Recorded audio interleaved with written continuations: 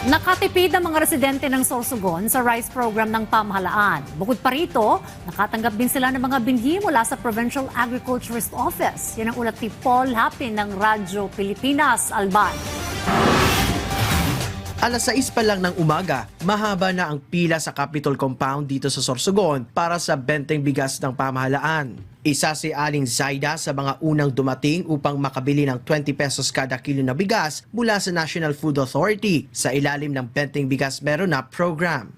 Malaking na discount na, 20 pesos lang eh. Oh, maganda lang kaya nagtsatsaga lang. Maraming salamat, President, sa ganitong programa. Sina Ate Rose Ann at Ate Irene, laking tuwa rin dahil bukod sa nakatipid ng malaki dahil sa murang bigas, nakatanggap din sila ng mga binhi mula sa Provincial Agriculturist Office. Malaking tulong na po ito para sa amin. Tsaka may libreng seeds po. Malaki na rin ang natipid namin kasi actually sa palengke 60 pesos per kilo, almost 60. Tas legit na po talaga na may 20 kilos po na bigas kasi literal na nakabili po kami. Maraming salamat po dahil napatunayan na po namin na mayroon na nga po 20 kilos na bigas kasi dati halos hindi po kami naniniwala kasi hindi kami nakakapagbili. Kasabay din na inilunsad kahapon ang kadiwa ng Pangulo sa Kapitolyo na nag-aalok ng dekalidad at abot kayang mga produkto mula sa lokal na magsasaka at iba pang ahensya ng pamahalaan. Kami po ay nag-invite ng mga Farmers Association para magtinda ng kanilang mga gulay sa mga murang halaga.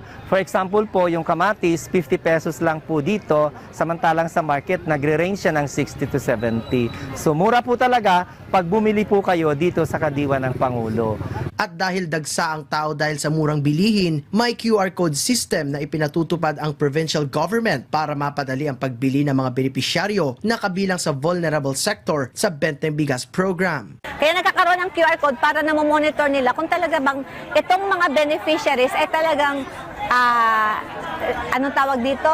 Hindi bogus, kumbaga. Kaya kailangan kasi mayroon silang ID, tapos may form din po na fill upan. Isasagawa ang Benteng Bigas meron na program at kadiwa ng Pangulo dito sa Kapitolyo tuwing ika-15 at ika-30 ng buwan. Sa pamamagitan ng murang bigas at direktang bentahan mula sa mga magsasaka, inaasahang mas marami pang Sorsoganon ang makikinabang sa mga susunod na schedule ng mga programa. Mula rito sa Sorsogon, para sa Integrated State Media, Paul Happy ng Radyo Pilipinas, Radyo Publiko.